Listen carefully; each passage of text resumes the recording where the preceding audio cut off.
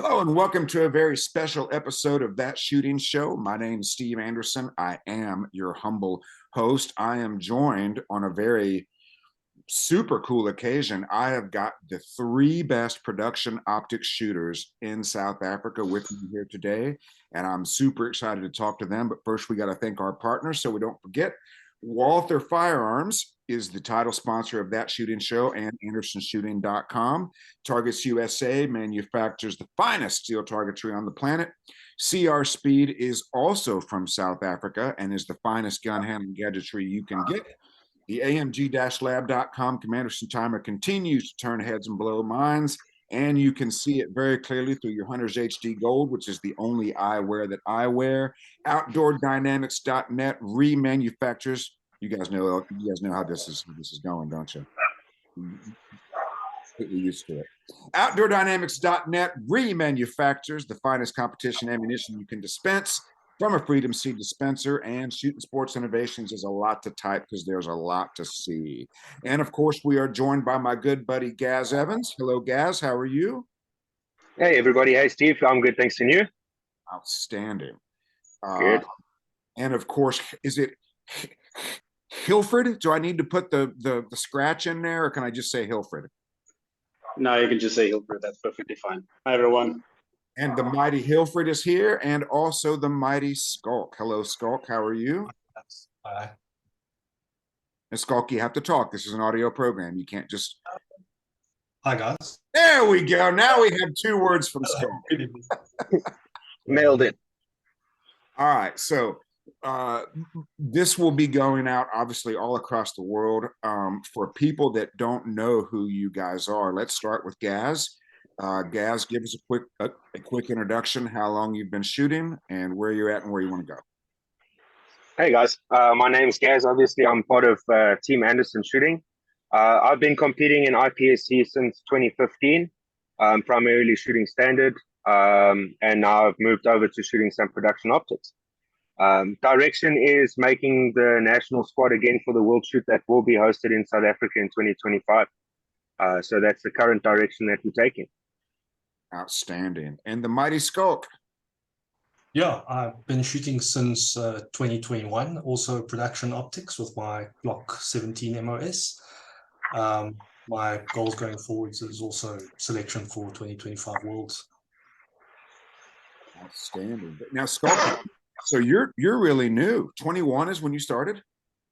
Yes, yeah. I started with a dry fire course with Gaz in lockdown. And then from there, Gaz kind of pointed me to your courses that you were presenting in South Africa with Chene, and I did your mental management and the 3-day course just before my first nationals, which was the Africa level 4 in 2021, just after as we started coming out of lockdown. Okay. And Gaz, are you regretting giving Schalk a little bit of a helping hand? Are you wishing you hadn't done that now? Not even a little bit. No regrets. You know, it's really kind of fun. There was a lot of shooters that I worked with, and I know one in particular. I remember the very first time. I don't really like the term student, but I was helping this guy out, and we were very close. We were shooting a lot of matches together, and I remember the first time he scared me, and I didn't want to shoot. And I thought, oh, dear God, what have I done? And then I immediately thought, oh, dear God, what have I done? So it's really fun to help people out and to see them grow. And I'm sure you saved him a lot of time. So not only did Gaz teach me to dry fire, but like in the beginning, I was so green. He literally set up my belt for me, and to this day keeps my guns running for me. So no kidding, I didn't know that. Now, so does that mean like once a month he scrapes out some of the mud and just gives it back to you? Is that how you maintain it? So they usually has a look at it for me before nationals. Places some grip tape and leaves it and places some worn parts maybe, but I can pretty much shoot my gun without cleaning between nationals, and then Gaz gives it a bit of a tune up before the next nationals. Outstanding. And that brings us to Hilfred. who is shooting the finest copy of a Walther that has ever been made. Oh, sorry. Uh, go ahead, Hilfred. Introduce yourself, please. My name is Hilfred. I shoot for Team Chene here in South Africa. I started shooting IDPA. I don't know if we're allowed to say that, in 2015. Started IPSC in 2019. In lockdown, there was not a lot going on. So I actually started my first nationals, started in 2021 as well. So my Africa Champs was also my first one that I shot. And I've been shooting the Canik now for almost a year. And it's been a wild ride. Been a really wild ride. The direction is also basically to make the national team for the World Shoot next year. So I think that's going to be it's still a tight race between the three of us, and I think it's going to be a good one. That's great. Now, is there enough room for all of you on this team? Yeah, there will be. There will be. So we'll have 4 guys selected for the national team. So there'll be enough space for us. Outstanding. Well, I certainly hope that all of you get there, all of you achieve your goals, and if I can help you in any way, especially Gaz, primarily Gaz, but if I can help anybody in any way, you know, somebody actually asked me, Gaz, well, not me, somebody asked Chene. Somebody said, hey, you know, I know Steve and Gaz are pretty tight. Is he going to help me earnestly and honestly? And Chene said he treats everybody exactly the same. Yeah, it's 100%. Absolutely. Hilfred got a call shortly before nationals, and I tell him the same thing I tell everybody else. And I just want to congratulate you guys on all the great success that you've had. So now let's go back through. Schalk wants to talk about nationals. So let's do that first. Schalk, this was your idea. So off you go. Let's talk about the national match. Yeah, so I'm going to just tell you guys how my other 3 days looked like from my perspective and what I was thinking and experiencing over those 3 days. It'll be interesting to hear what it was like from your guys' perspectives. So my morning started quite weirdly. The guest house where I was staying, it was a very nice guest house, but I overhydrated because of the heat that previous evening, and I had to get up early in the morning to go to the bathroom. This guest house had the weirdest floor, which blended into the stairs in the bathroom perfectly. So I fell into the bathroom and I twisted my chest so badly that I couldn't drink a sip of water out of a glass. I had this massive spat down the back of my chest. So I used to have an old mountain biking injury where I damaged some intercostal muscle, and I'm like, oh geez, it's literally a couple of hours before I have to get up, and my chest feels like I can't breathe. So I had some ibuprofen, went back to bed for a couple of hours more sleep, woke up, thought, okay, this is manageable, but it's not a good situation. I was planning on having breakfast, maybe doing a couple of draws, a couple of mag changes just to warm up, but that whole morning turned into just trying to get my chest to move. So by the time I got to the range, it was still pretty stiff, and we started on stage 3. It was our first stage on stage 1. So sense the nervousness in the air, and everybody's warming up, and I'm just standing there turning left to right to try and warm up my my chest. But what was interesting is stage 1 was one of my best stages for nationals. I think I won that stage overall. And the last thing I thought before the buzzer went off was, I wonder how much my transitions are going to suffer because of this stiff chest. Anyway, so shot, and I think that helped me to shoot really subconsciously. My normal focus phrase wasn't there, but it was a very subconscious performance, worrying about my chest. Hilfred, I think you shot. Gaz, I think you shot before me, and I think then Hilfred also shot. I was quite nervous, just trying to stay on process. I was thinking back to that, Steve. I think the second time you were in South Africa, we had a day of match mode practice, And Gaz, you happened to be at that day, so it was like very intimidating for me at that stage because it's match mode and there's Steve's watching and Gaz is there. So nationals felt, I guess, that first stage, a similar level of pressure to that match mode day that we did back in 2022. So it's like, okay. Well, let me just stop you there for just 1 second because I have some questions. Okay. And I hate to interrupt Schalk once we get him talking because I'm afraid we won't be able to get him started again. But I frequently, as we're doing mental management, people ask me about first stage jitters pretty specifically. And I don't know that first stage jitters is ever going to go away, but I also think that it's a form of pressure. And we know from mental management what pressure is and what it does. So, Hilfred, do you have any experience with first stage jitters? Does the first stage jitters feel different to you than the other stages? After the mental management was completely different. Just getting there early, making sure that you know exactly or what your plan is even before you step into a demarcated area for me always calms me down. So anytime, even just with the club match, even before the mental management, excuse me, it was quite difficult to step into the stage and have confidence like I'm going to do this. After mental management, getting a process right, following that simple steps that we have in the mental process, helps me just to calm. So my mental process helps me to take that anxiety and make it excitement, and then that is just exaggerated with the pressure, because obviously at this stage in the current logs, it's myself, then Schalk, then Gaz, and it's quite a big target on my back every single time that I step into the range with any of you guys. So I need to make sure that my mental process is 100% every single time I shoot. If one mistake, then that's a 3% drop. So yeah, that's just making sure I get there early. That is my main thing. And so what that's a great example of is taking control of the things that you can control, right? Yeah. Schalk is probably the first international competitor to ever suffer a freak urination accident. So I would suggest, and you know, Schalk, I actually had something similar happen to me when I got back from South Africa 2 years ago.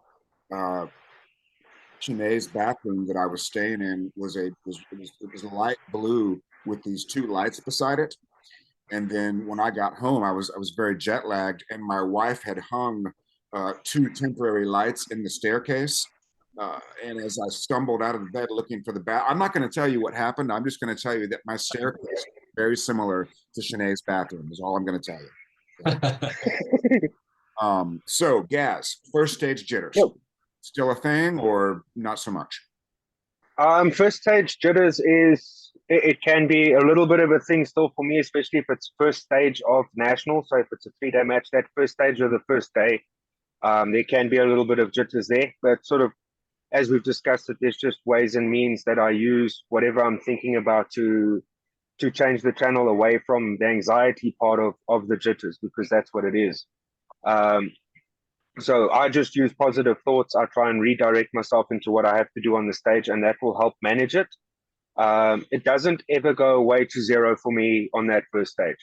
But if I manage it and I use that management to put up a solid first stage, then that can assist me in building my confidence as going into that second stage of the match. Mm-hmm. And for me, it was always this weird, completely unreasonable fear that the gun wasn't going to work. My guns were always rock solid reliable, but I would clean them before the match, you know, put them back together, put the pencil in there, thunk the pencil out so we know the firing pins work, and that's always fun to do. But there was always this nagging fear, what if my gun doesn't work, which was completely unrealistic. My gun always worked, right? Yeah. But as soon as the first round cycled and I saw the dot lift, I would literally start smiling because now I know everything is going to be fine, right? Yeah. So one thing we want to talk about pressure is the biggest mistake people make is trying to ignore it or make it go away. Trying to ignore pressure or make it go away is futile. If you're feeling it, it's real. And what you got to understand is all it can do is amplify what you are thinking and feeling. Now, Schalk, we'll get back to you very shortly, but what I want to point out is any occupation for the conscious mind will bring everything else out of your subconscious. So you worrying about your freak urination accident and the effect it might have on your transitions served as sort of a occupation for the conscious mind. That's just like Brian Enos used to talk about shooting really well hungover. People talk about shooting good when they're angry or when they have to use the bathroom. Schalk, be careful if you have to use the bathroom. It's dangerous. Okay. So let's go back to Schalk and the play-by-play from first day of nationals. Go. Yeah, so on that first stage, Hilfred, I didn't really see what happened. I think I was getting chalk on my hands or something while you were shooting. But I heard Gaz's time and I heard Hilfred's time, and Hilfred's time was, I'm not sure if you overstepped the position or what happened, but the moment I heard that, I was like, oh, okay. He just gave me a bit of a gap there. Thanks for helping with the sore chest there, Hilfred. So it's a weird thing that happens if you like. Hilfred and I shoot in the same provincial team, so we have a kind of a. We both want to beat each other, but we also both want each other to do really well. So it's a bit weird. But when I saw he didn't have a great time there, it definitely took some pressure off. So I think it really helped me to go back to just subconscious stage plan, relax, breathe, see a spot on every target, and just shoot your points. So stage one worked out really well, and then the rest of the stages on the first day kind of followed a similar pattern. I had good subconscious stage plans the whole day. After that first stage, the pressure was pretty much off. My chest was still bothering me most of the day, so I think I shot a little bit more conservatively than what I would have. But the first day went really well. That evening when I saw the scores for the first time, I think I was 40 match points ahead. Which was interesting because that's what happened, exactly the same thing that happened to me at the previous nationals. At the previous nationals on the second day, I was also ahead and then went straight into under trying on that second day. So this time I wanted to prevent that. So I'm just going to keep shooting, just don't change anything about the process, keep trying to do exactly the same thing that I did on the first day. But I know both Hilfred and Gaz was going to be pushing to close that gap on the second day. I can't remember really the first stage of the second day. It was pretty uneventful. And then we got to the second, third, fourth, and fifth stages of the second day. And all these on the second day, we shot all our short courses on the second day. And they had some interesting swingers. So it would be swingers that were activated by forward falling mini poppers with one risky wide transition small plate as a standby target and a top only swinger. Not super fast, actually very, very nice swingers, but they needed one shot per pass. And I kind of had an idea of what Hilfred was going to do, but I thought to myself, geez, it's just so risky. I don't think he's going to, maybe he'll try it, but if he doesn't pull it off, it's gonna be horrible. If he does pull it off, well, it's horrible for me. He pulled off something like that 3 times in a row on that second day, to the point where he pretty much collapsed my 40-point lead down to a 5-point lead by the end of the day. And every time I looked at the stage plan, I thought that's just too aggressive. So I think I kind of went back to under trying on that second day, just trying to be too conservative. And then both Hilfred and Gaz absolutely destroyed those stages. There was one stage I thought that wasn't bad. It's kind of a okay run, not a needs work run. And Hilfred came and he shot it in half the time I did. So I was like, oh, that needs work. But yeah, that was the second day. So at the start of the third day, I think it's interesting how on the days I kind of flip-flopped from under trying to over trying. On that third day, I'm like, I don't want to repeat of last nationals. Like a second with 99% is not great. So like, okay, I'm going to try and push. I want to try and extend that that 5 match point lead to something bigger. And the first stage of that third day was interesting. I looked at the stage, and someone in the squad, Gaz, do you remember that stage? It was the one where I think some of the American guys that came over to shoot it shot it from the front with a very aggressive lean. And one of the guys in our squad shot it like that as well. I didn't walk it like that. Now, I should know better than to do this.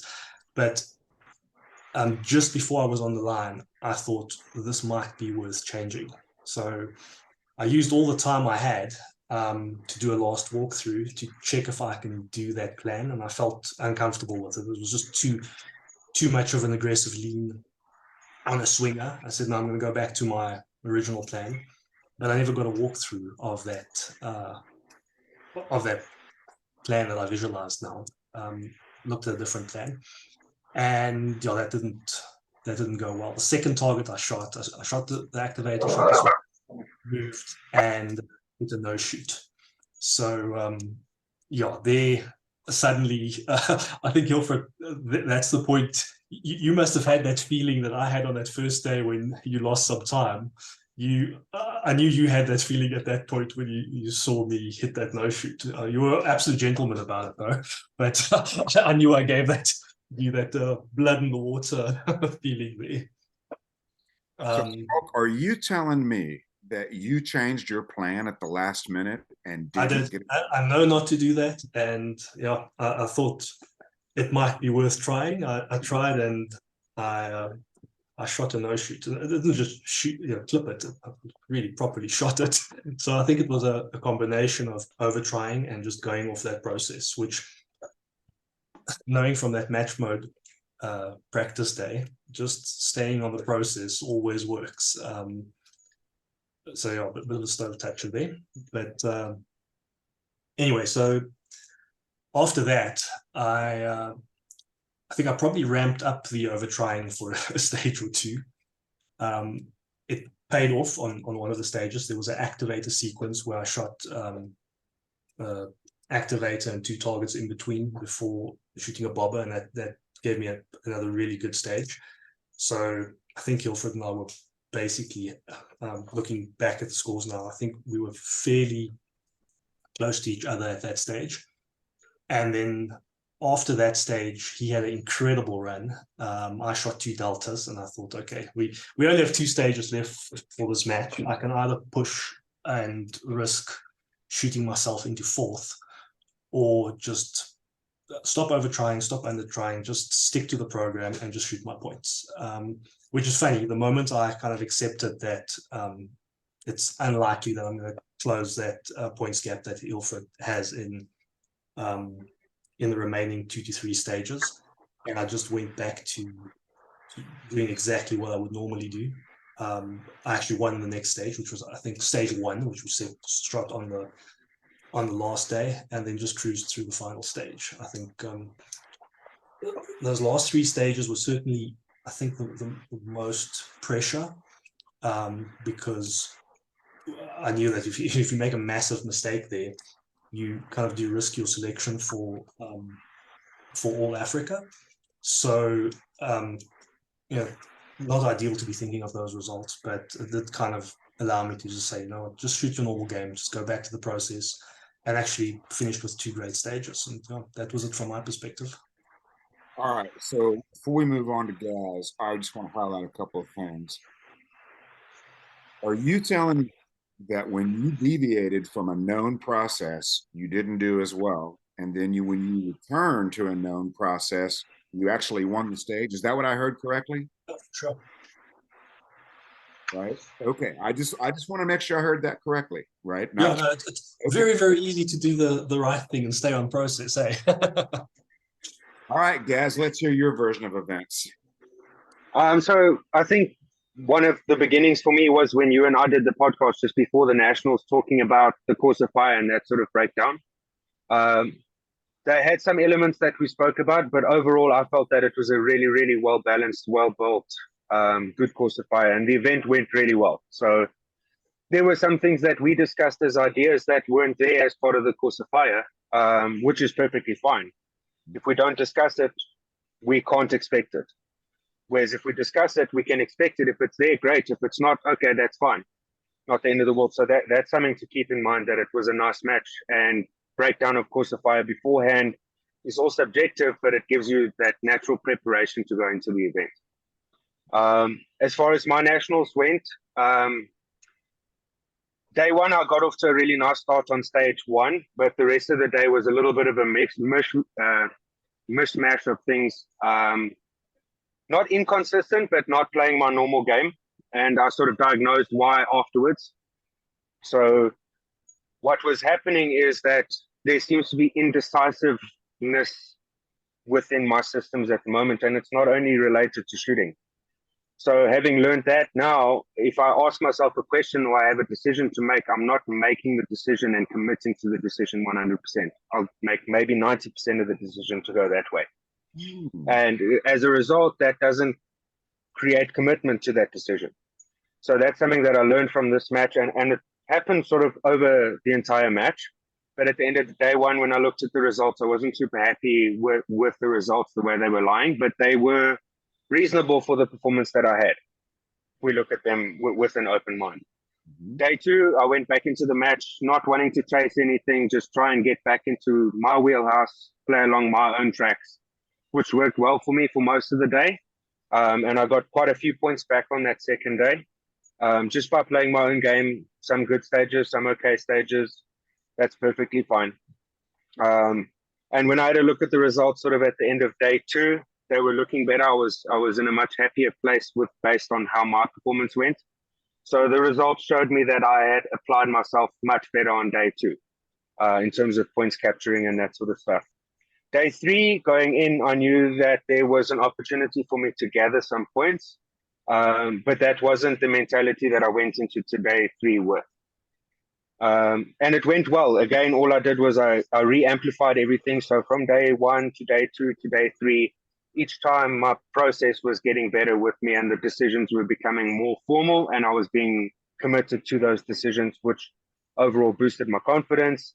It also realigned all of my conscious thoughts. So there was no doubt sort of sitting in the back that I was just trying to ignore instead of trying to change the channel, it's a fantastic learning opportunity that I can use moving forward. Day three, I got a lot of points back. And when we got to the last stage of the match, it's like, okay, I got a good feeling of where I'm sitting in terms of the results. Do I want to play for the highest point on the podium that I can? Or do I want to just take where I am and finish the match clean? And that was actually the moment I realized that I had this lack of decisiveness throughout the match, because I didn't commit either way on that last stage. And as a result, I renewed my membership with the pond people.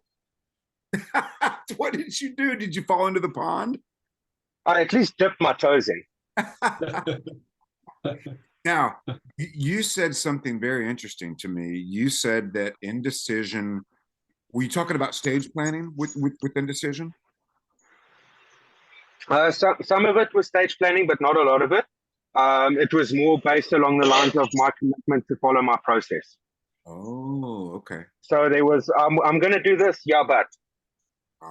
And I was not struggling, but I went through the process of learning how to get rid of the yeah, but instead of trying to ignore it.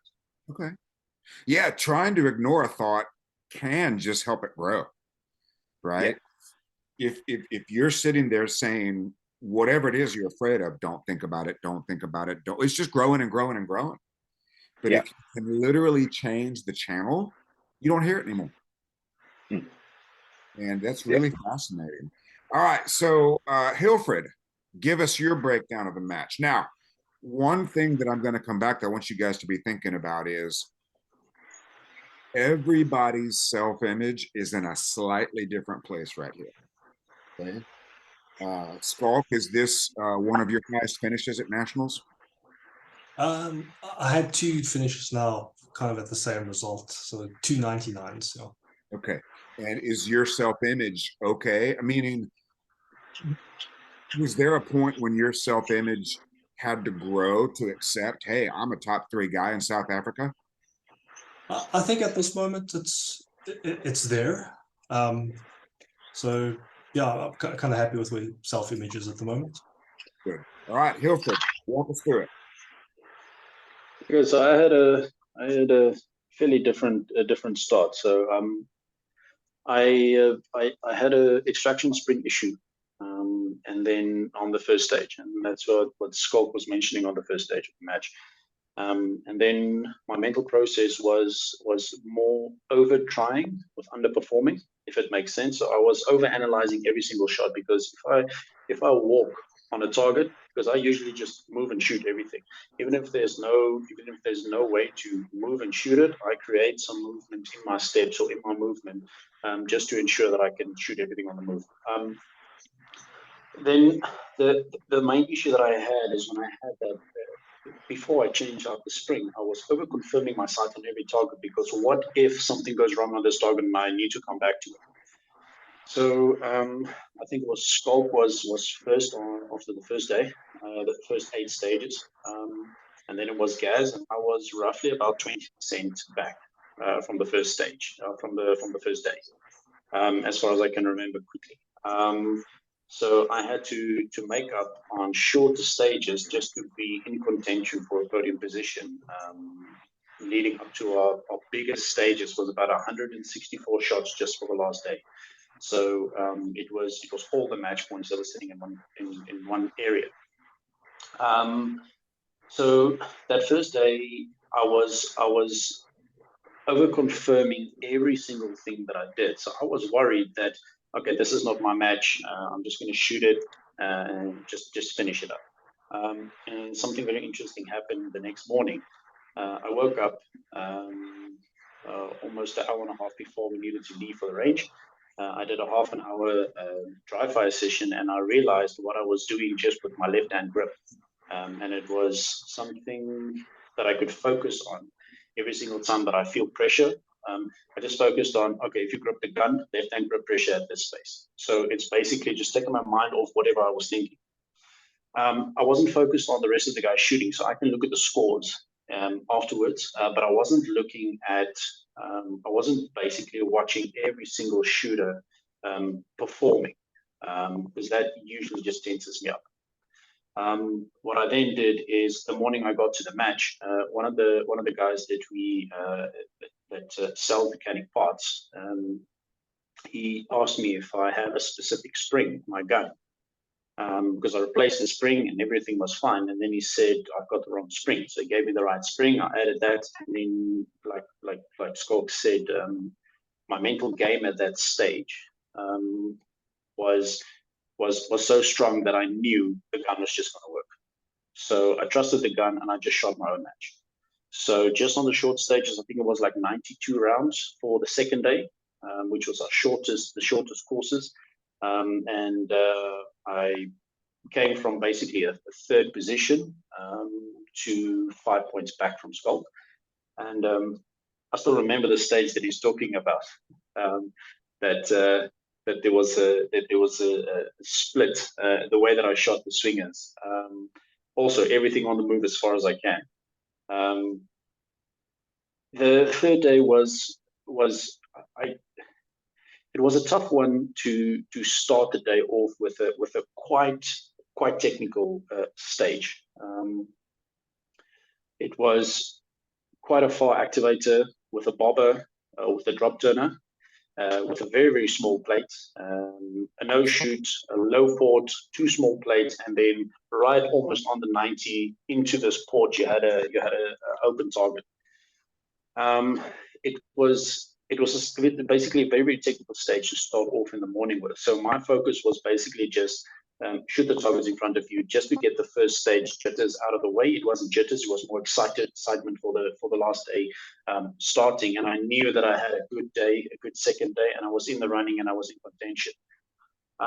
So my mental process stayed exactly the same the whole time. And then one stage, for some other reason, one of the screws on my mag pouch got loose and it fell out. And I did a mag change, my second mag change. It's the one that Schalk was talking about before. Bobber came up, he shot 2 targets and won the stage.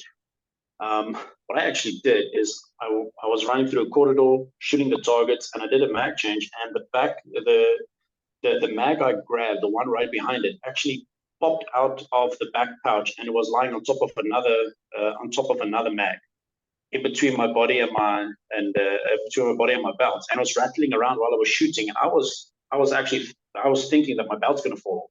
So my belt falls off, all my ammo's, and I still need to do a mag change. So that's what's on my mind the whole time I'm shooting this stage, and I'm touching myself, and I'm running around, and I'm shooting, and I do my mag change, and this thing is still bothering me, and I'm shooting the target, and I stop and I unload and I show clear, and the ROs in South Africa have this very, very weird way of saying, if you are finished, unload and show clear, which gives you a very slight indication that something is amiss somewhere. And it wasn't a miss. It was a complete cock up, if I can say the proper word, because I got a procedural for not engaging a target and 2 mics on a target that I didn't engage, because I was thinking about something else instead of just putting the dot on the target and following my stage plan, whether I lose a mag or not. So that's where I gave a lot of the points back to Schalk and to Gaz as well. And then from there, I wasn't very conscious for the next stage. So I had a decent run, but not very great. And then the second last stage, range 20 or stage 21, 22 was also a stage win for me.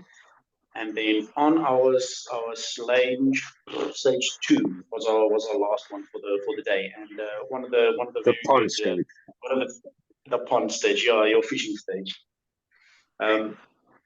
Just before we started, one of the top shooters production in our squad, he up to me and he said, the only thing you need is just to put points on paper, then you have it. And I was looking at Schalk's score, and he had a fantastic first stage. Well, I was second last one. He had an absolute blazing stage. He was 8% behind, which was roughly on that stage, I think it was about 23 points, 24 points, something like that. He was behind. And before we started the last stage, he was 8% behind.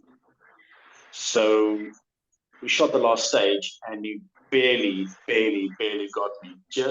I was under trying on my last stage, just because someone came up to me and told me, just put the points on paper, don't cock up a lot, and you should have this in the bag. So I wasn't shooting my own game. I was shooting like, oh, just put the points on target. So if I had shot the last 4 stages the way that I shot my second day, and my last 4 stages before I had the cock up, with the mag falling out and bugging my hips and sticking into my liver and my kidneys and everything, I think that there would have been a hell of a lot of a bigger outcome with regards to that. But I think at the end of the day, the issues I had on the first day set me back a hell of a lot for the first day. Instead of trusting in the equipment, it was just one spring that, and I think it was me. I think I turned the spring around because it's a cone-shaped spring. I think I turned it around and didn't want to work properly. That's what I think. So that put me back. That put me back a hell of a lot, and I had to play the catch-up game every single stage. I had to do something different than the rest of the guys, and I think at the end of the day, we know what the result was. If it wasn't for day 2, catching up all those points and just staying in contention, and Schalk's unfortunate alpha zone no shoot, then the outcome would have been completely different. So this is really fascinating to me, because this is the first time I've ever had the top 3 finishers from an individual match talk about their individual experiences. And Hilfred, it's very interesting, because frequently when we see the winner of the match, we think, oh, he had a perfect day. He was just on fire. But you mentioned everything but a perfect day. And I thought I saw the two Glock guys very smugly listening to your tales of gun problems. I thought I saw some Glock perfection smirking going on in the background. No mention of Walter superior reliability. Well, so we'll give him a plus. So what I want to ask each of you, it seems like each of you sort of went back and forth into what you think was under trying versus over trying. Okay, so what I would like to talk to each of you about, we'll go back to Schalk first. Sometimes I think people get to 100%, and because they're not used to it, it might feel like over trying. Right? Now, Gaz has probably thought more about this than anybody because he's super, super thoughtful. But I think there are times when people who are, if self-image is not comfortable dominating a match, letting go of under trying might sometimes feel like over trying. What do you think, Schalk?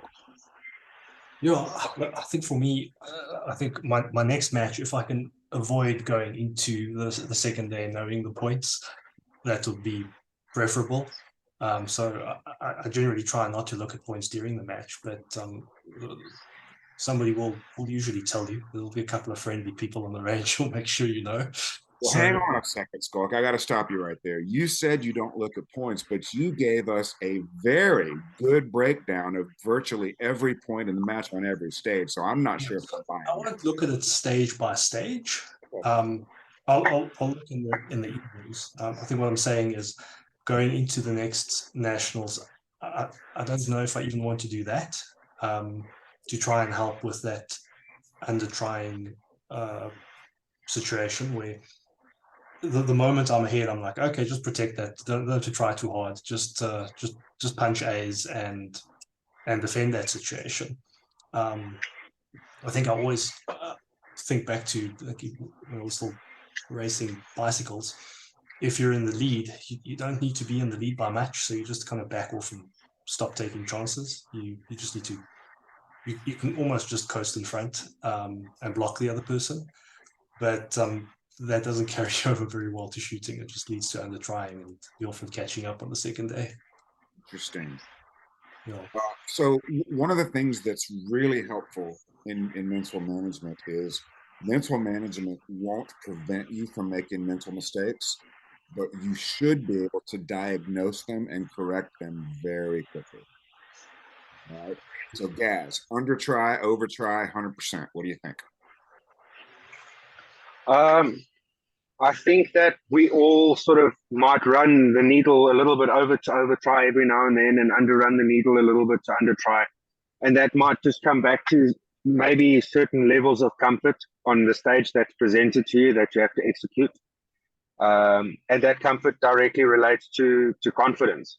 But I do think that there's definitely a self-image component to it.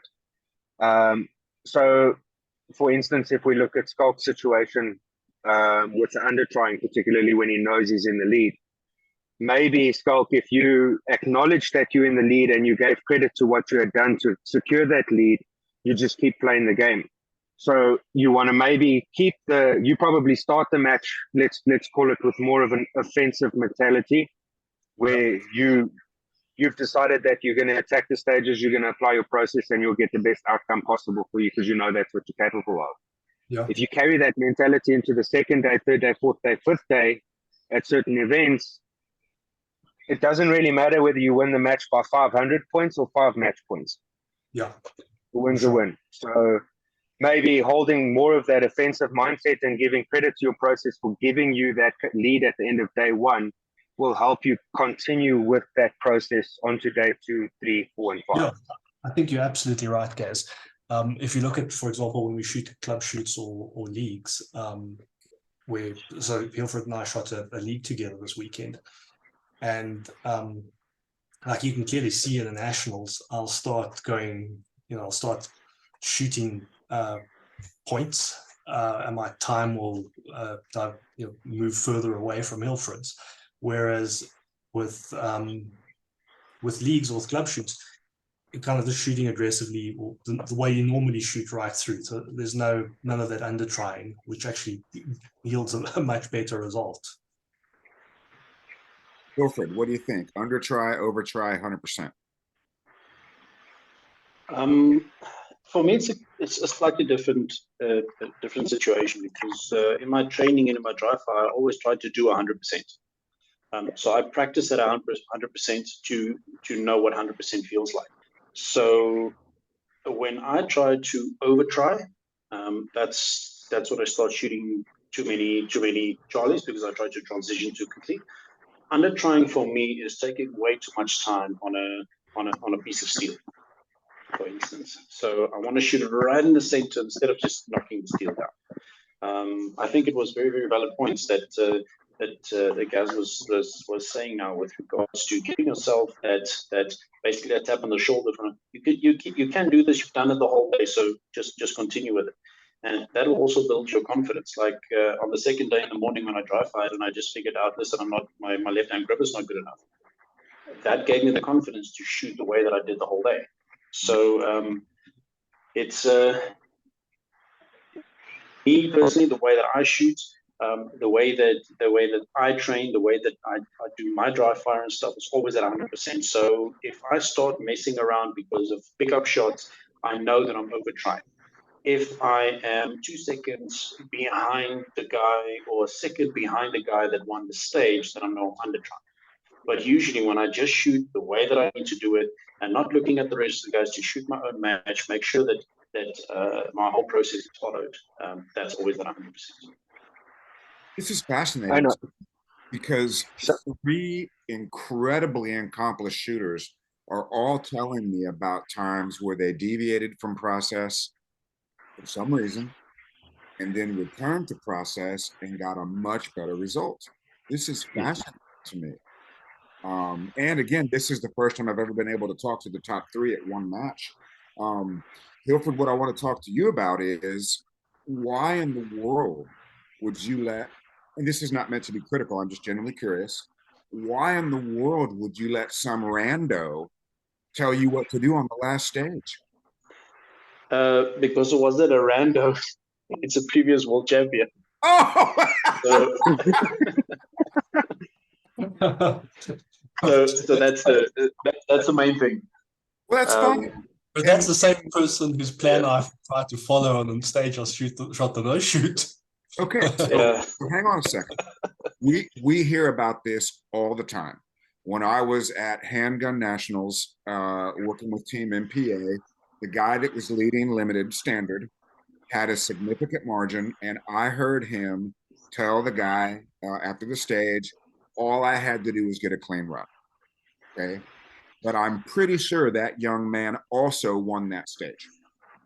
Okay, so I just think it's really interesting that we know under trying and over trying don't yield our best result, yet we're still considering doing it. Yeah, I just think that's fascinating. Why do you think that happens, Gaz? I don't know. I think it might be related to self-image at some level. So that was something I was going to bring up now. I think that we get so stuck in the outcome part of what we do in terms of competing that we neglect the process. Whereas if we fully accepted the process and encouraged the process to work for us, we could come out at 100% all the time, and not looking at the results from the outcome base of what's Hilfred doing, what's Schalk doing, what the other guys in the squad doing, where that result outcome is immediate for you when you finish the stage. Okay, I came out at 100%, I feel great. That's a result in its own, and that probably makes you feel a little bit better as the match goes along than what it does when you look at the results at the end of the day. And when you look at the results at the end of nationals and you see you're at the top, it's a phenomenal feeling. But if you didn't have the feeling while you were competing of that was a great one, that was a great run, that was a great run, and you sort of can confidently say that for the entire match you ran your process 100%, and as a result you got 100% performance out for your own requirements, for your own what's the word? Process? Right? Just for yourself. Okay. For yourself, for what you desire in your performance. Okay. So yeah, and I'm so glad you mentioned self-image, because under try and over try both have one thing in common, and I know Gaz knows what it is. I want to ask Schalk, do you know what under try and over try have in common? Well, over trying, you're scared that your normal performance is not going to be good enough. Correct. Under trying, you also same thing. So I guess it's thinking about the results that or the outcome instead of focusing on the process that causes both of those. What does it activate? To under try or over try, both activate. Definitely activates the conscious mind, yeah. Right. And the conscious mind, the conscious mind has taught your body how to do all of these things. And then it moves on to something more interesting. So under try and over try both require the conscious mind to relearn on the spot how to do this stuff. And this is such a fascinating conversation to me because, again, never had the opportunity to get the play-by-play. And Hilfred, every time we see the match winner, we just assume, oh, he was just walking on the water that day, right? Now, Hilfred, you were sort of up and down and up and down and up and down. When was there a time? I don't remember exactly from your play-by-play, but going into the last stage, you knew everything was fine, right? You just had to put it on paper.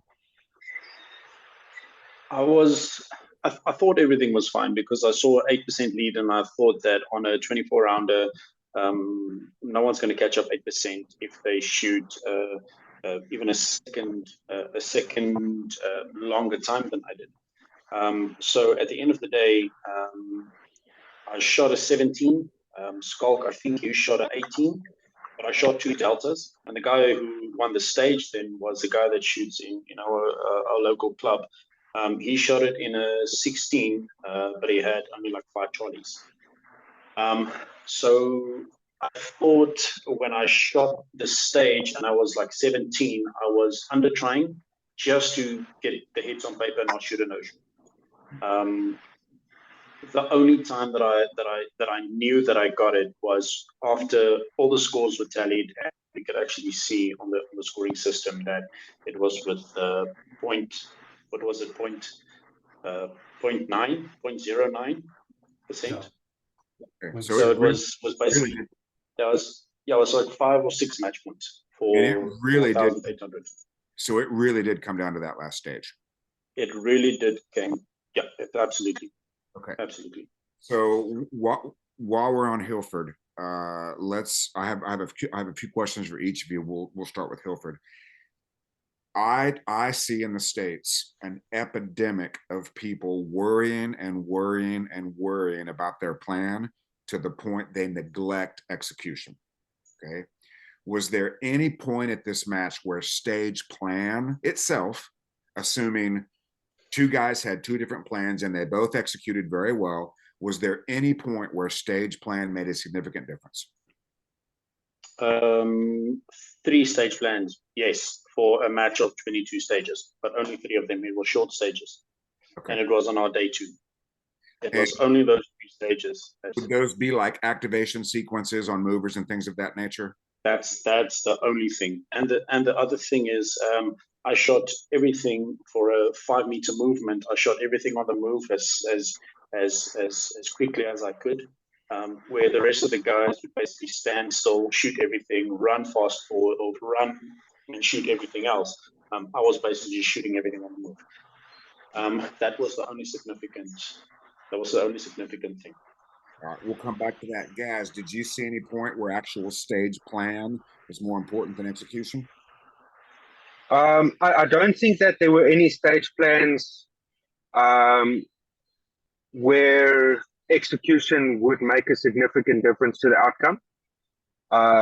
I think that if you had a solid plan and you shot a solid execution, you would be involved in the match still. You'd be playing the game. Good. Schalk? Yeah, I think the same as what Gaz just said. Those stages that Hilfred referred to, his stage plan really did work well there and helped him close a lot of distance. And I remember myself looking at those plans, but it was just felt too aggressive, and I didn't have the confidence to pull that off. I thought they were very risky, but Hilfred did pull them off repeatedly. So I guess you have to go with what you're comfortable with. I wouldn't like to go into a stage plan that I'm not comfortable with put that much risk on the table. But you do like to change your stage plans at the last minute, don't you? Oh yes, I'll do that. Not again, you won't.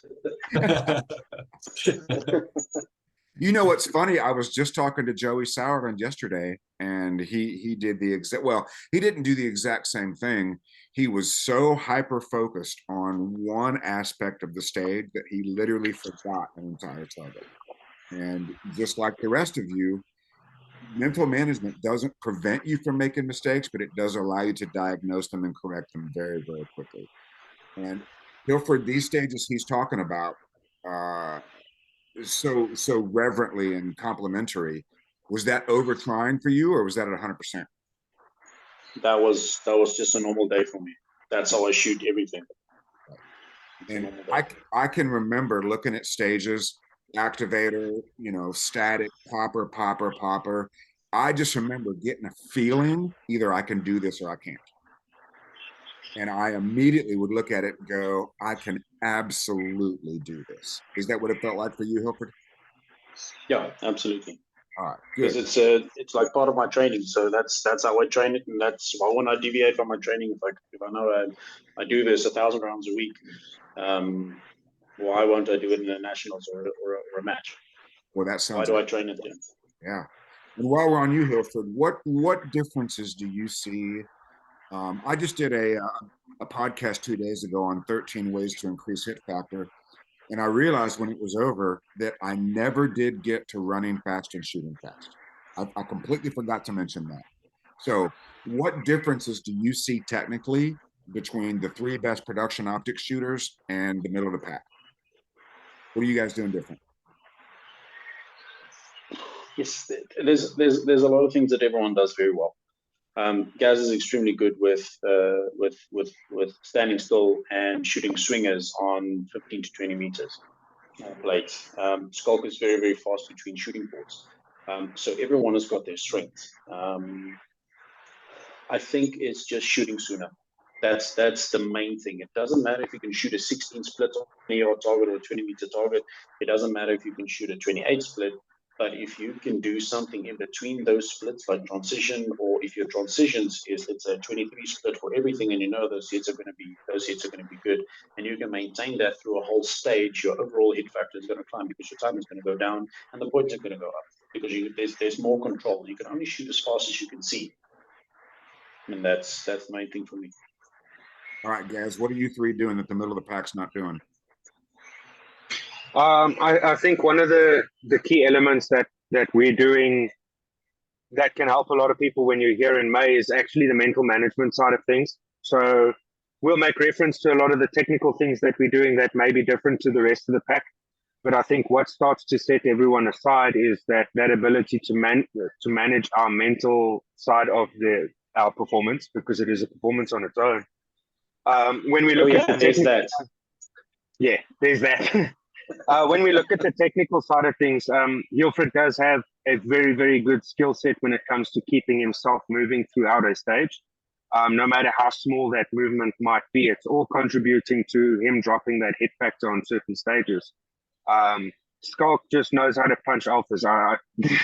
When he's finished on stage, I'm like, okay, I've had it at leagues before where I've said to him, can you shoot a delta for me on purpose? So Schalk punches alphas, and then his ability to move from port to port, like Hilfred mentioned, is excellent. The technique, his ability to actually start shooting sooner in those ports than what I see other guys doing.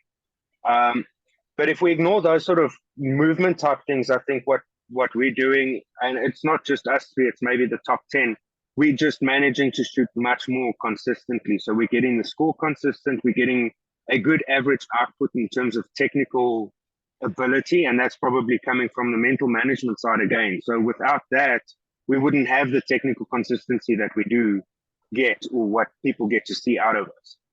Good. I just want to remind you of one of the coolest things I have ever seen.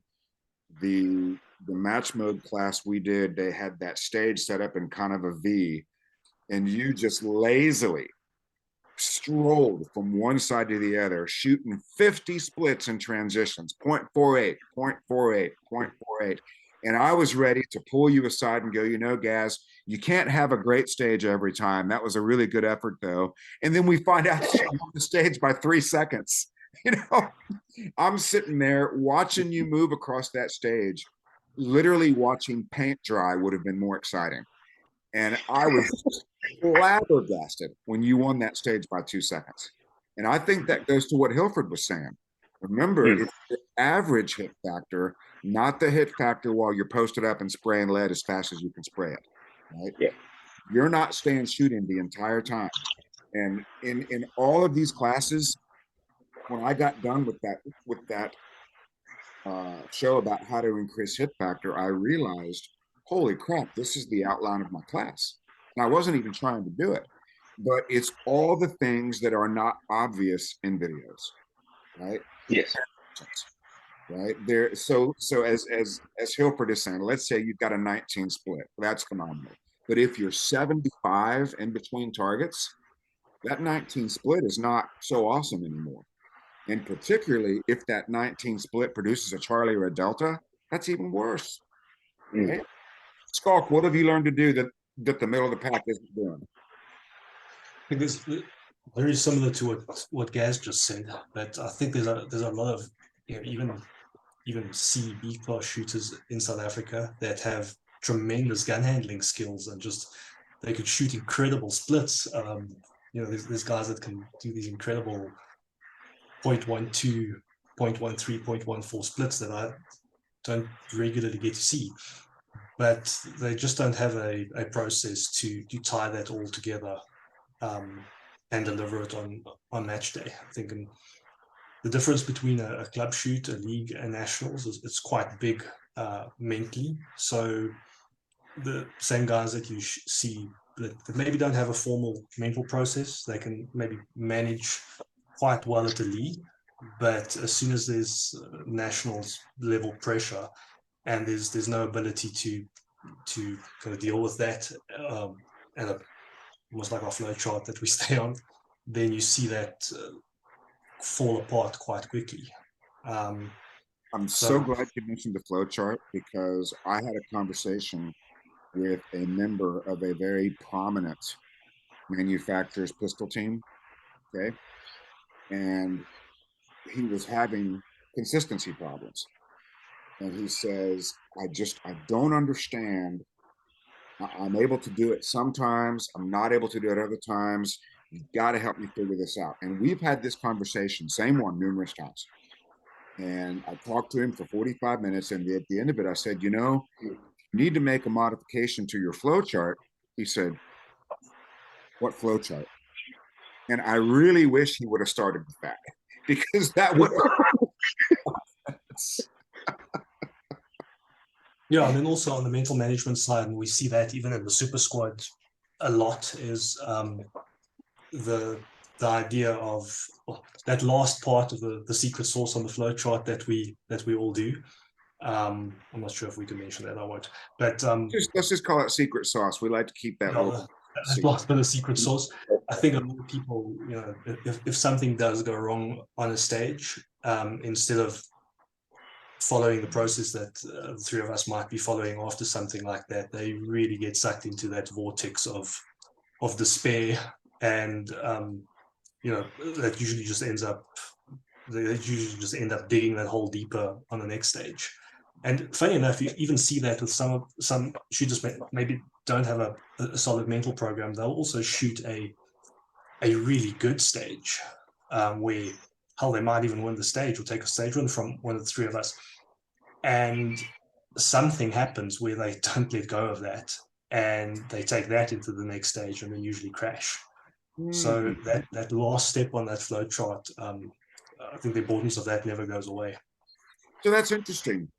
So if somebody has a better than expected result, okay, some rando who may or may not be a former world champion, we don't really know, some rando comes in and wins the stage and he's so freaked out by it, I think he goes and tries to duplicate the result without duplicating the process. Yeah. Yeah, this is a specific instance I think of where a shooter was shooting the stage really well. He had an incredible run on steel that no one else had, and people started you kind of heard people in the back of the squad saying, "Oh wow." And I think he heard that, and you just saw the demeanor of the person kind of change mid-stage. You didn't know how to handle that, what to do with it, and suddenly took that incredible stage and just turned it into rubbish. And you know what's happening there, right? Yeah, self-image probably wasn't ready to hear that. His self-image doesn't think he deserves applause from the rest of the crowd, right? So he's out there shooting. Hey, I'm just doing what I need to do, see what I need to see. He may not even know if it's going great or not, but all of a sudden he hears the applause and he's like, they're clapping for somebody who is not me because I don't deserve the applause. And because his self-image is so uncomfortable, he doesn't know what to do. He literally doesn't know who he is because somebody besides him is getting that applause. Okay? Now, Anyway, I think just moving away from the mental management side of it, just in terms of technical skills and some of the other squads, steel, people always seem to be intimidated by steel. This match we had some not ridiculous steel, but it was challenging steel further out. If you see somebody,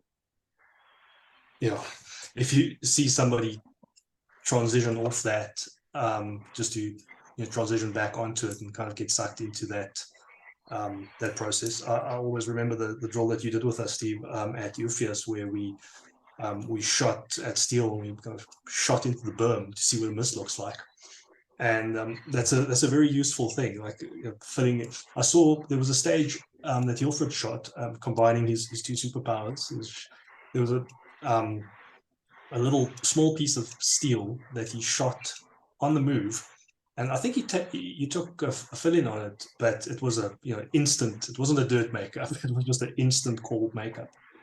It was a stage where I can't remember, but I think having looked at it, you were really close to Casey's time, or maybe even beat him on that stage. And he just used that ability of shooting steel with shooting on the move. I always think when I see Hilfred shooting on the move, that the last day of the 3-day course, I think we spent the whole day just shooting on the move, and we did that. I think it was an Alpha Charlie exercise that we did, and Hilfred really seems to have taken that part. So he'll shoot. I have a trick for shooting on the move that is so revolutionary. I discovered it quite by accident, but I have a way to get people to shoot on the move. After about 45 minutes of doing it, the scores will skyrocket. And I'm not going to reveal the secret. Gaz knows what it is, but there's something you can do after about 45 minutes of shooting on the move where your scores will skyrocket.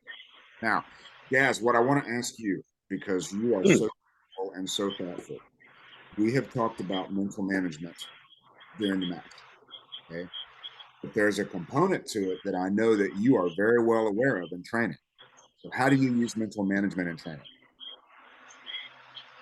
Mental management in training is going to be, it's a fairly similar process to what we'd be running in matches.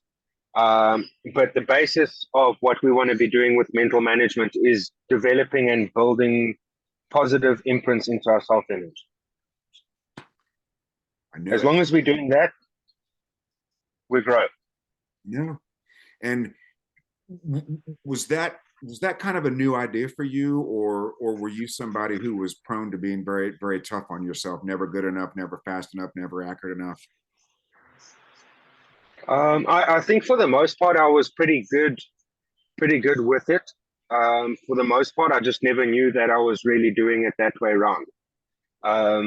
But there have been times where that slipped, and I have been hard on myself, much harder than I would be on anybody else.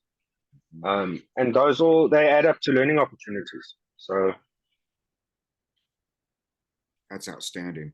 Hilfred, technically, shooting on the move. I would imagine that you do the majority of your live fire and maybe dry fire while moving. Actually not. I roughly do it about 50-50%.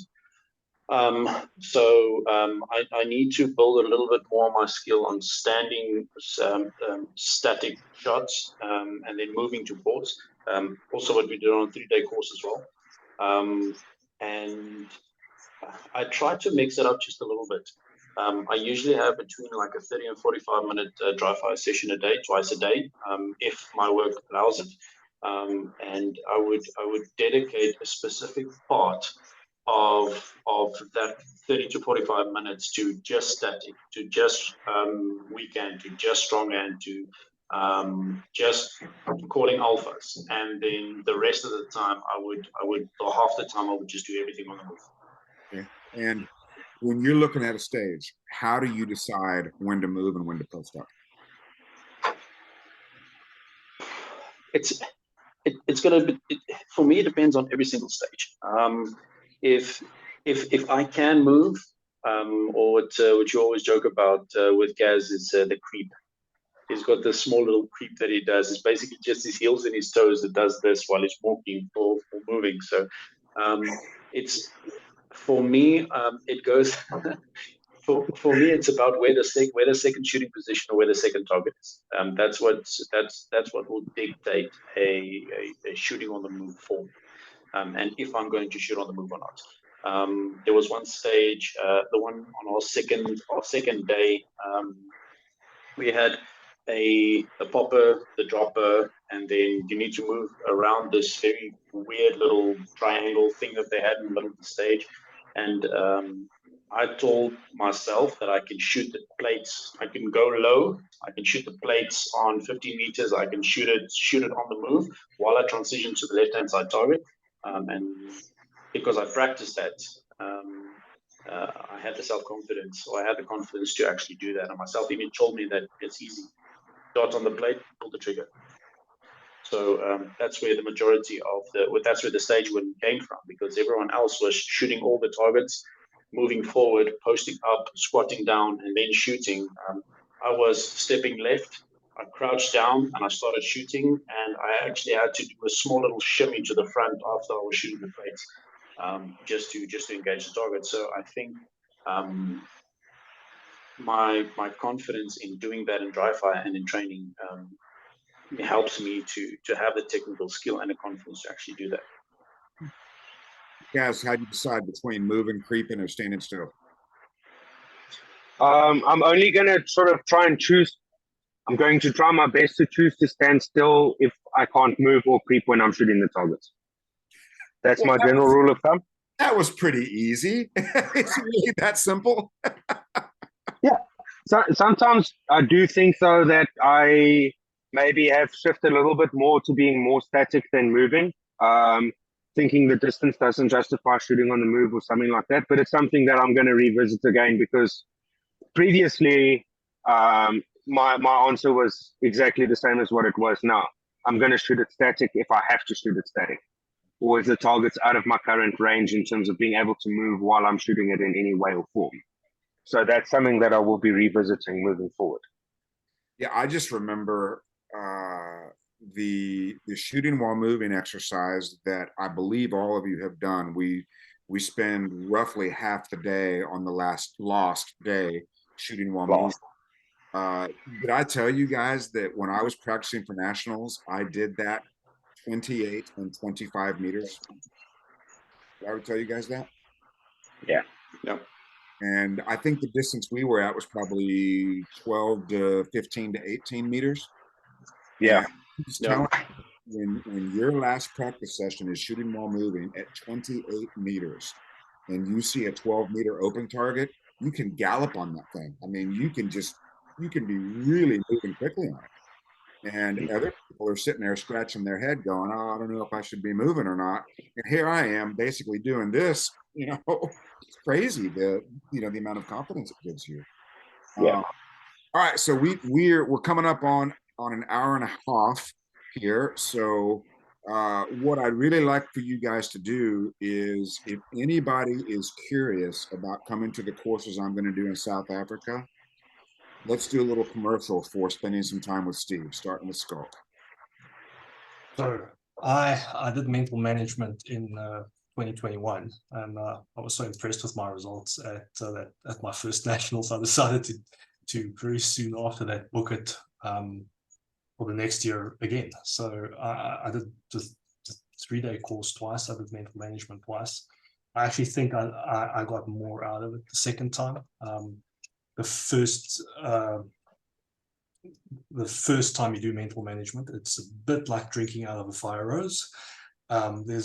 There's a lot to digest. There's a lot of new ideas. If you it's just a lot to get your head wrapped around. And at the point where I took it, I was just starting, so I'm really happy about that, because I never had any bad habits to unlearn. From my first nationals, I knew how to memorize, strategize, visualize, and had a type of process. It wasn't as refined as it is now. And then the second time I took it, it was kind of allowed me to be more targeted. Just listen. I didn't have to take notes, but I could be more targeted in the questions that I had, and get more detailed explanations from you, Steve. In terms of the 3-day course, we started after a little dry fire tune-up. We did a group shooting. I think we started both times I did the course with group shooting after a live fire warm-up or a dry fire tune-up. And I think to this day, like if when you start, you have that good trigger dynamics programmed in, it makes a big difference later on, especially with what the trend that we're seeing in a lot of our nationals of further, more difficult targets. It really helps to know what you can get away with. So guys, I am absolutely convinced that people that do group shooting are in such a better position for longer, more difficult shots. Those little tiny square plates I like to make you guys shoot, 18, 20 meters, however far they put those things. Anybody who shoots groups is going to get subconscious trigger control when they put their sight on a plate that small. Right? The trigger pull that works at 5 meters is not the trigger pull that works on an 18-meter steel. They're just not the same. Yeah. For me, what was really go ahead and continue. Doing mental management and then doing the 3-day course after that. I really liked how you took the elements of mental management and continuously reinforced it or used it throughout the 3-day course. So that was really helpful. When we did the shot calling exercises, when we did the steel transitions, every time after a run, we would go through that process, and you would kind of point out to us in a very dynamic way where we went off the flow chart, or kind of illustrate to you not just the technical parts, but how to actually apply it on the fly.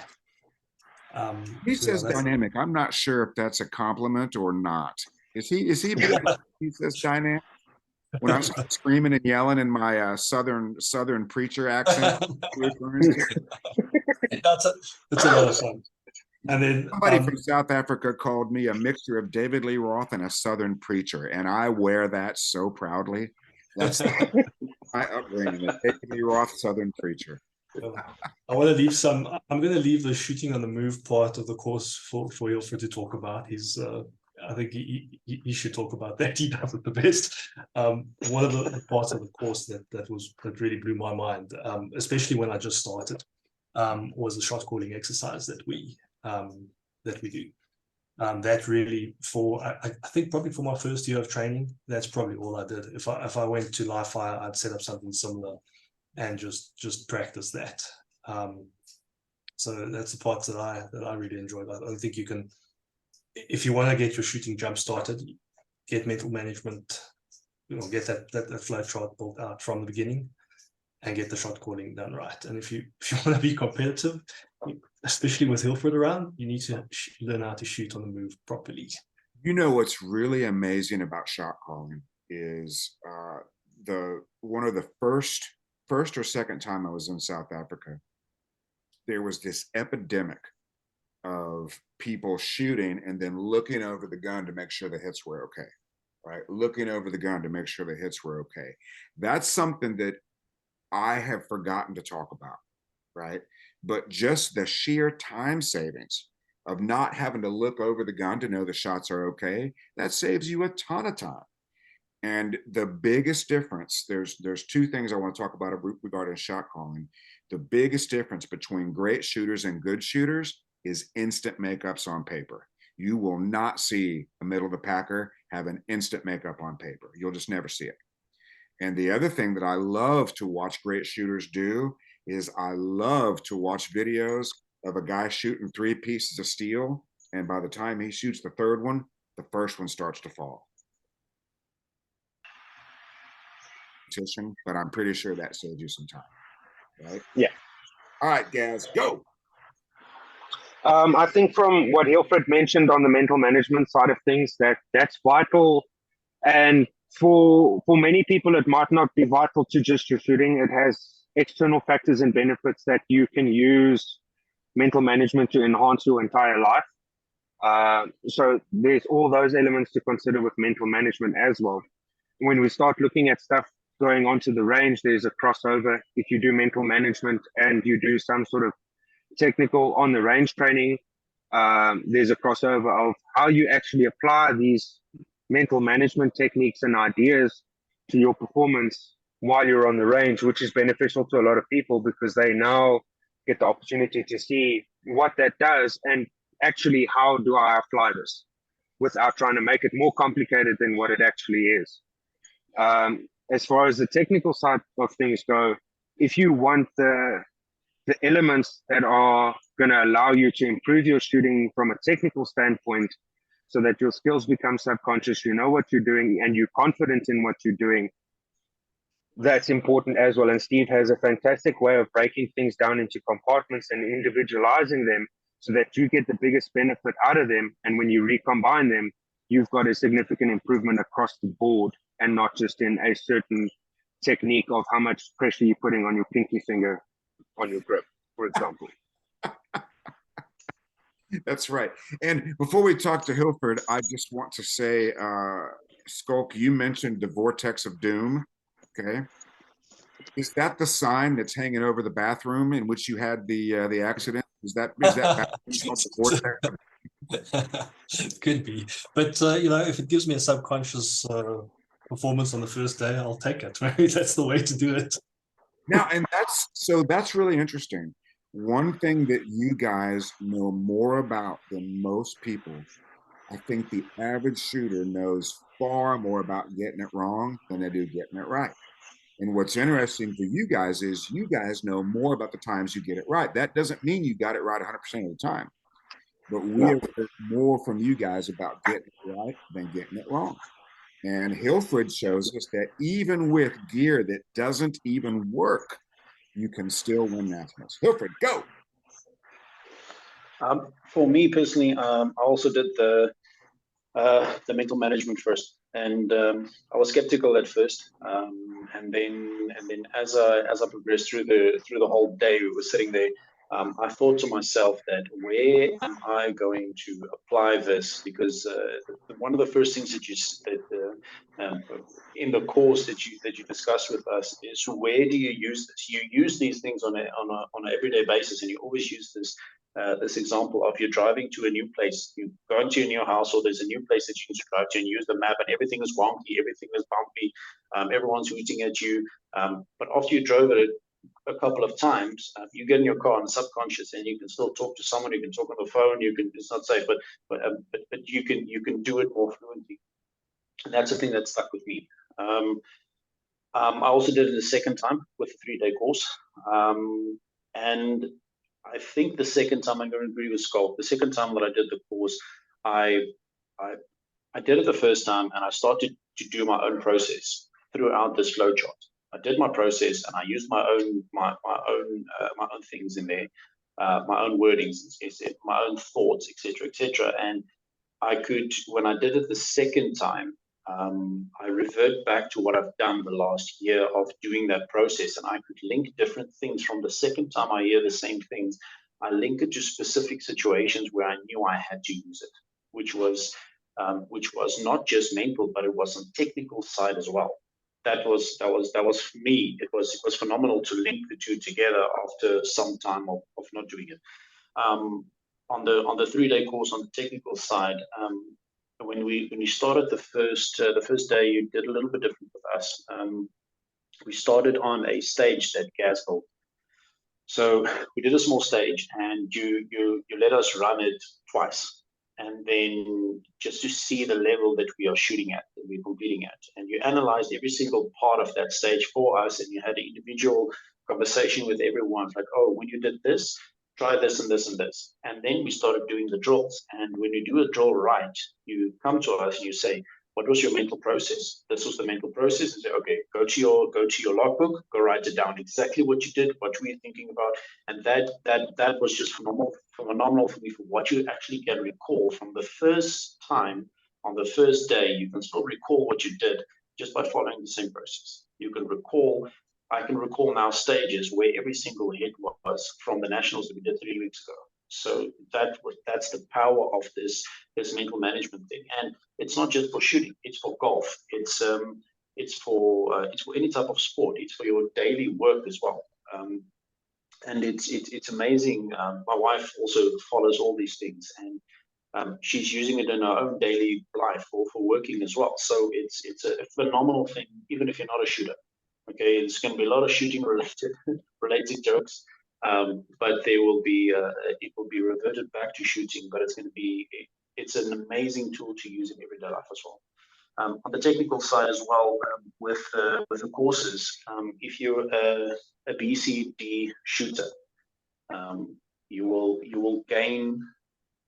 Let's call it, you will gain seconds on every single stage just by following simple processes and doing the drills.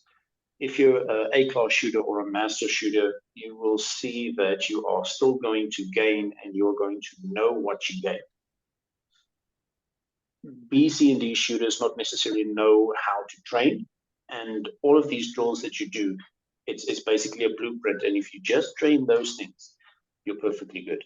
You can gain a hell of a lot of experience, and you can gain that skill, that subconscious skill that the majority of guys shoot with. And the last thing, so I just made quick notes here. The last thing, the shot calling was something absolutely phenomenal. So what I will do in training is I will shoot a target until I can't patch it anymore, and then I'll use that for a shot calling exercise. So I won't look at scores. I will just shoot a paper that is full of holes and a plate that's not painted, and I would call every single shot on there as if I'm doing it in a match. And that was a very, very helpful exercise to do. And I think it was one of your first books that had a conversation with Max Michel, where he actually said he started shooting like one of the top level shooters that he was, and he learned one skill, and it was shot calling. So shot calling is one of the most important things. And if you do this 3-day course, you take your mental management, you do the 3-day course, and you go practice whatever is done there, and you just follow that flow chart. You will see that anything from a D, C, and a B shooter, you'll go to A in next to no time. Yeah, that's wonderful. Thank you so much. And Max Michel was chasing Todd Jarrett around. Okay, he was probably still a junior, and he's chasing Todd Jarrett. I just imagine like a little 13-year-old Max Michel. You know, he's super fast. He's putting 4 seconds on this old guy Todd Jarrett, who wasn't even that old at that time. And then when he realized shot calling, if you're still asking yourself, speed up, slow down, how fast do I shoot, what's the hit factor, shot calling is the answer to every single one of those questions. And it's one of my favorite things to teach. I absolutely love it. Well, I want to thank you guys for spending almost 2 hours with me. I've really enjoyed talking to you. Schalk, is there anything else you'd like to leave us with before we sign off? No, that's it. Okay, the mighty Gaz.